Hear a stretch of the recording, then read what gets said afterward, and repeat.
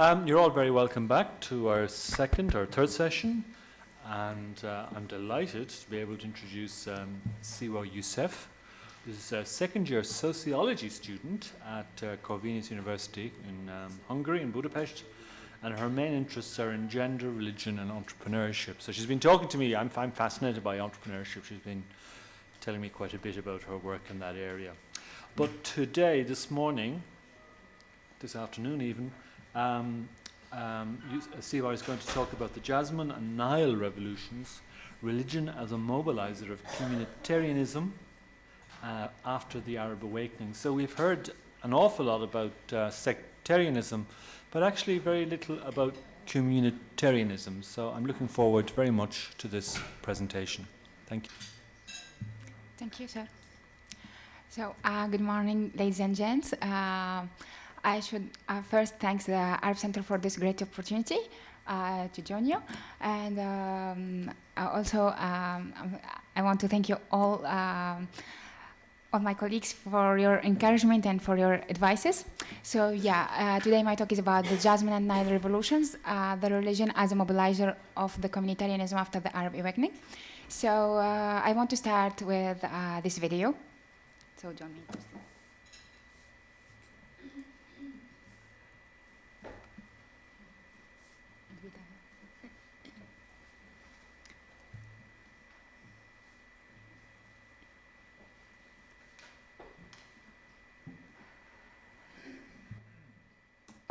والمحتاج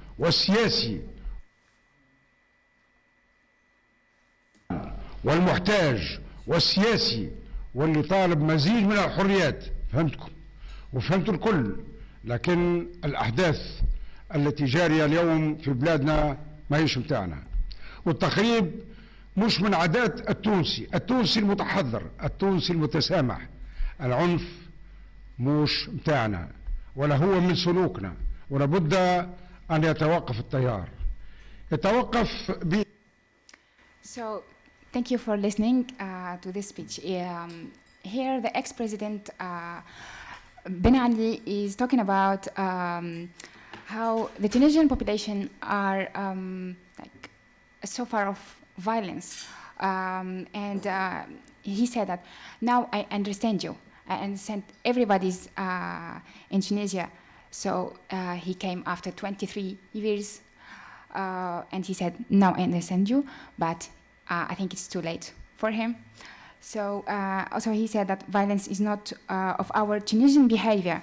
There is no need for the conflicts between the state and the population. So let me see together what's exactly the Tunisians' behavior, the Tunisians' determinants, and the history of Tunisia, Tunisian identity, origins, and history. So, okay, I will start with the Berberian Tunisia. So our origins are Berberian. So the Berberian historically are an ethnic group of several nations, mostly indigenous to North Africa and some northern parts of West Africa. And the Berberians are settled mostly in Tunisia, Morocco, Algeria, Nigeria, and in some parts of Egypt. So our second civilization is the Carthaginian Tunisia. So the city of Carthage was developed from a Phoenician colony into the capital of Punic Empire, which dominated large parts of the southwest Mediterranean during the first millennium before Christ. And the Carthaginian civilization, and referring to the legendary, was founded by the queen Alisa. It's known that she purchased from a local tribe the amount of land that could be covered by an oxide, cutting the skin into strips, and she laid out her claim and founded an empire. So I just want to pay your attention that there is no doubt that the Tunisian secular reputation as a country of welcome, of tolerance, and of hospitality is linked to its history and engorged with diverse civilizations which have succeeded over the centuries to imprint the Tunisian behavior, and it shaped the determinants of the Tunisian youth generations and imprinted the spirit of creation, the determination to succeed, and the ability for the adaptation. So we adapt also to the Roman Tunisia. I'm sorry.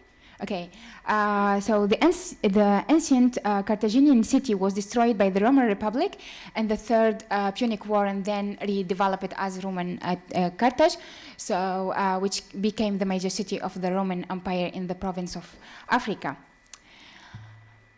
Here we can't speak about Tunisia, Muslim Tunisia, without speaking about the Umayyads. The Umayyads founded the first Islamic city in North Africa, which is Tunisia.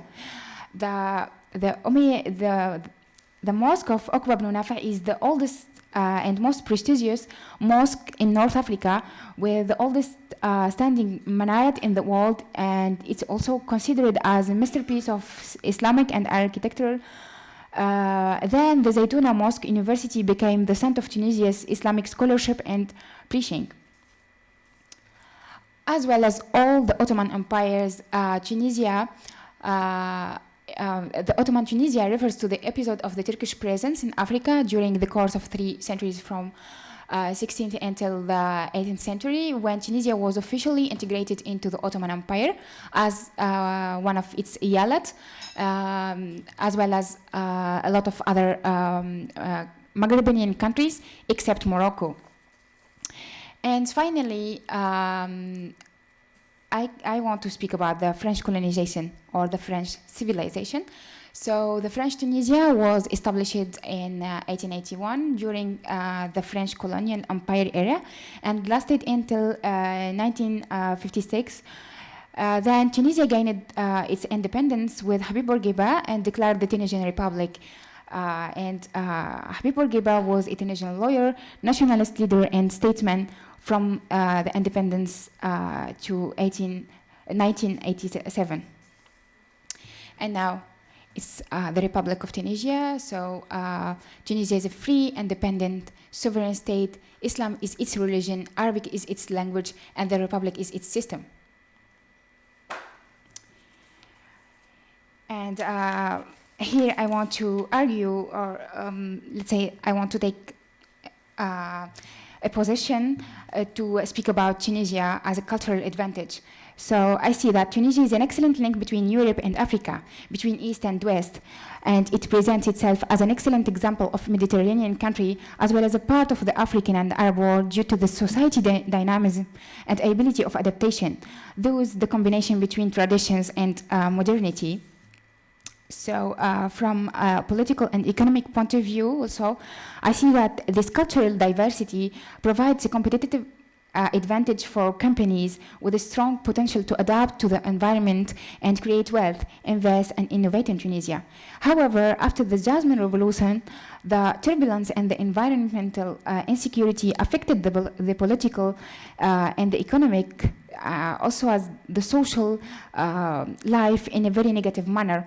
So from this point of view, I started focusing on theorizing about the Tunisian socio-economic determinants. Those I tried as a PhD student to focus on the entrepreneurial intention among Tunisian university students to analyze the youth generation's intention to build, let's say, to rebuild this country, to invest and to create wealth, to solve what was destroyed during the revolution. And when I started writing about the Jasmine Revolution and the economic and entrepreneurial consequences, I found that it's indeed to pay attention to the religious movement that had mobilized these youth or new generations' political and social opinion. As well as I want to pay attention that I lived all these acts or movements when I was in Tunisia before going to start my PhD in Hungary. So I see that at first we should understand this community before thinking about the entrepreneurial and economic change, because I see that it's all interconnected.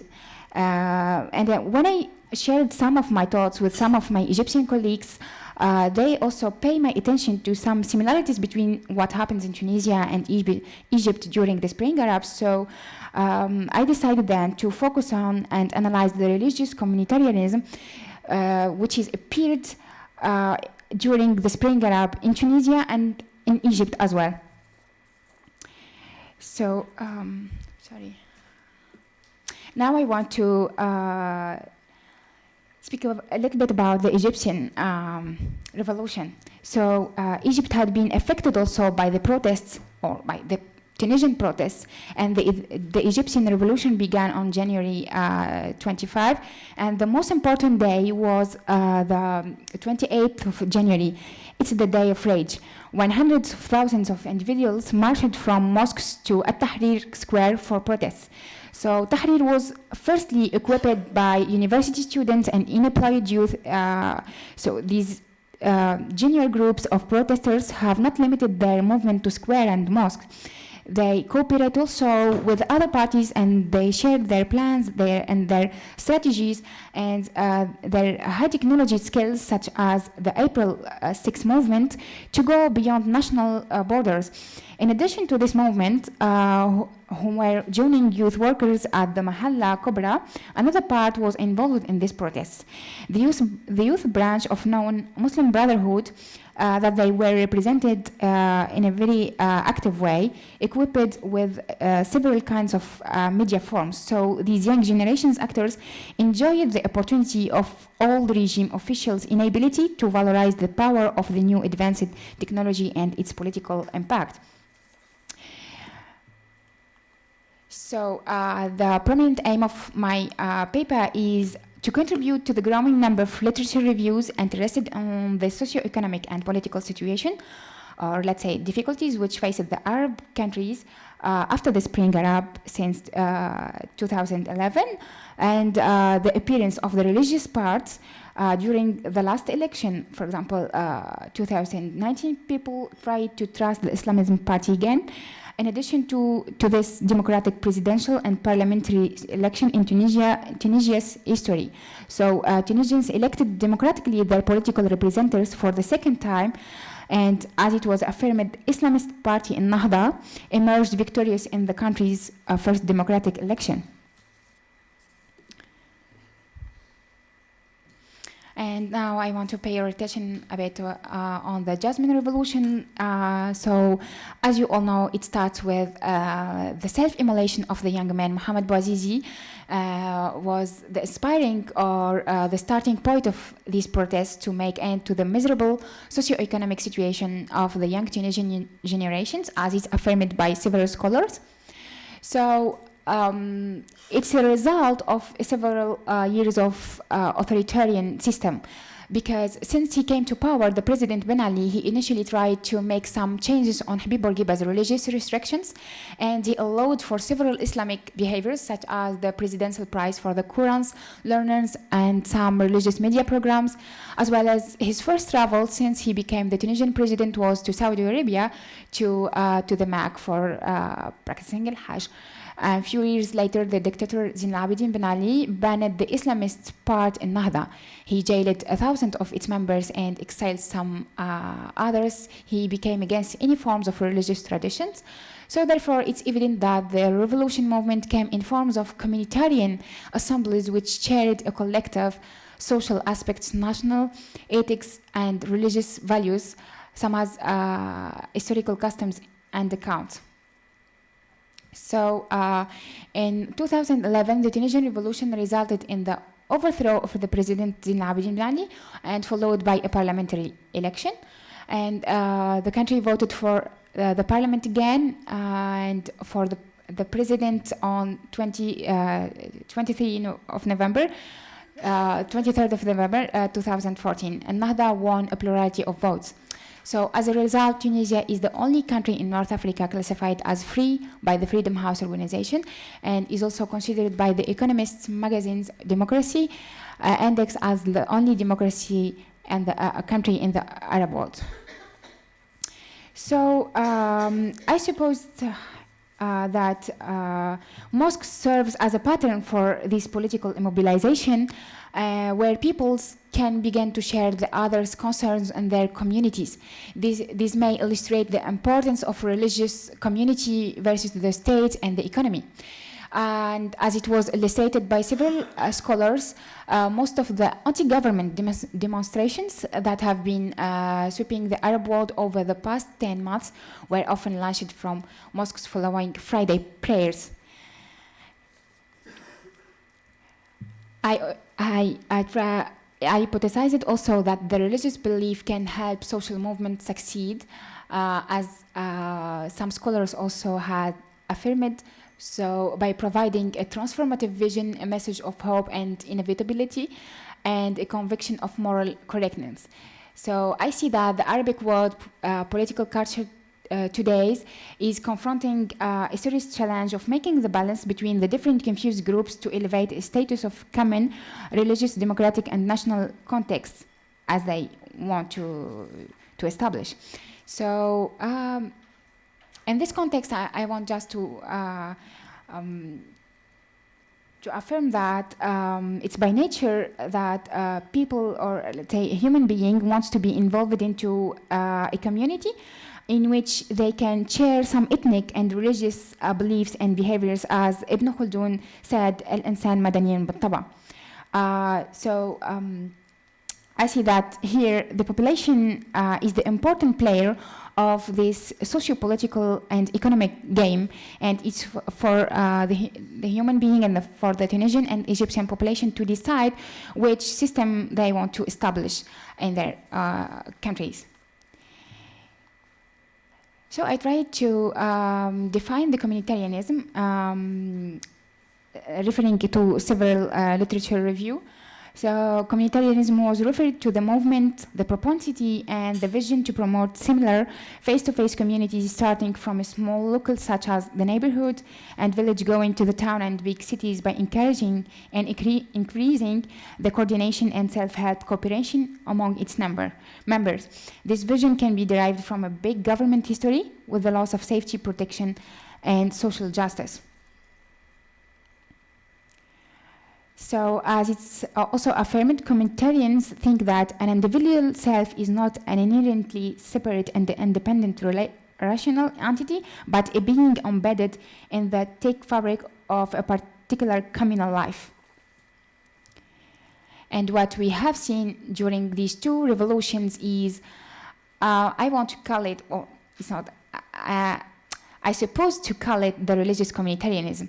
So, I say that, as all the scholars argue, it's not a surprise that much of the ideological ground for the Arab awakening has been nurtured by Islamic concepts and motifs, given the fact that the political culture of these countries has been deeply influenced by religion, and the Islam has historically been one of the most important social forces in them. So the communitarianism can rely with Islamism on the person's conception in terms of ethics and values. Communitarians and Islamists rely on the idea of community as consecutive of the person's ethical principles. So in this connection, many mosques, particularly on Friday prayer time, they played an important role for helping the Muslim Brotherhood representatives to spread the Islamic messages, and it have become frequently politicized and anti-governmental or anti-authoritarian during the protests peak time.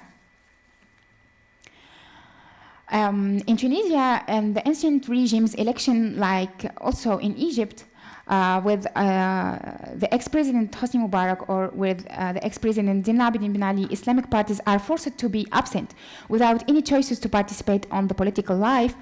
And they got the right to participate in the municipal elections and the governmental positions, through which they can have an influential role on their supporters and on those who has the initiative to join the Islamic group after the Spring Awakening. So in general, I can affirm that the Egyptian revolution was conducted by the core of the youth Egyptian university students, the youth of the Muslim Brotherhood movement, and the youth of the Arabic online group called 6 April movement. Those technology and media played a prominent and active role during the Arab Revolution as well as in Tunisia. For all the advantages that they present, these Muslim groups have successfully gained several parliamentary and municipal seats, as well as they held high governmental positions, such as Hamad Jbali, who was presented as the head of the Tunisian government, and he was a member of the Muslim Parts Nahda. Here I can affirm that there is at least 3 marked indications that gives a power to the religious movement, such as the Nahda and the Brotherhood, which are a very well organized associations with a powerful ideological sense. So the fact that the Muslim leaders in both Tunisia and Egypt had discussed the Palestinian situation and expressed their solidarity with the Palestinian resistance against Israel from the very beginning, generating a positive response by the latter undermines the argument that the Tunisian and Egyptian revolutions seemed to eschew religion and nationalism in favor of classic political demands of liberty, democracy, and economic justice. As well as these Islamist parts, they played the role of the protector and the defender for the human rights and religion. After the revolution or the Spring Awakening, when it's the Islamist part governmental constitution, the ban on the hijab in public institutions in Tunisia was lifted. So, as well as the Islamist parts, they promised to establish many values of democracy, such as good governance, the power of law, and the separation of power. They also solved the problem of, they promised to solve the problem of liberal parties' conflicts through their cooperation with some of the other political forces with which they shared power, decision-making, and responsibility. And they present themselves as far off Islamic extremist part. Many of these Islamist actors, such as Rashid Al-Ghannouchi, tried to express so many promises in sense of making a balance between conservative religion and people's demands of liberal democracy. And he said that making the Turkish President Recep Tayyip Erdogan as an example with an intensive hope for a bright future among Tunisian areas. And it was in one of his speeches on media. And also, sorry, okay. And also I can suggest that several persons was guided to protest and join Muslim groups by the fear of returning again to the old LCD regime more than by ambition to provide an attachment to some specific parts of movements. So the course of political events and specific social and economic configurations contributed to making Islam as the driving force of the revolution. So the Tunisian population voted for the Muslim parts by fear of going back to the ex-president system. Here, I can share with you some contradictions in this system, because in 2017, a handful of men were arrested for eating in public during Ramadan. They were convicted of committing a provocative act of public indecency and sentenced to a month-long jail sentence. Also, since 2017, Tunisian Muslim women can legally and officially marry non-Muslim men, and I see that these regulations are a bit contradictory to the Muslim parts' beliefs and regulations. So I see that the Tunisian population still thinking about being a bit democratic, at the same time religious, and they still balance it between these two systems. And also I can affirm that the Tunisian, they also still optimist and pessimist at the same time all the presidential and parliament elections, even more that in Nahda electoral campaign in 2011 was largely about identity and the importance of Islamic values in society. And after the 214 legislative election, in which Nida Tunis and Ennahda won 85 and 69 seats respectively, the two parties choose to share power, but at the same time they don't believe in the same regulations or behaviors. At the same time, it was a bit easy for me also to measure the communitarianism as I'm trying to analyze it from an anthropological point of view. So I agree with the scholars for the need to build an empirical dimension or measurement to deeply define the meanings of the two terms or phenomenon, which are communitarianism and community, with the hope of analyzing through this measurement the debate of liberal communitarian approach, particularly in the Arabic world, and the specific time in an international relations theory, particularly with the recent increase interest in the role of social culture and religion in the governmental and political affairs. And finally, I see that my research opens the door to more systematic analysis to identify the local context, characteristics, as well as to identify which part of the Tunisian community, which is liberal, communitarian, sectarian, is going to lead the community engagement process using a clear and transparent index measurement with the employment of a solid analysis, structure, and evaluation plans. And thank you for listening.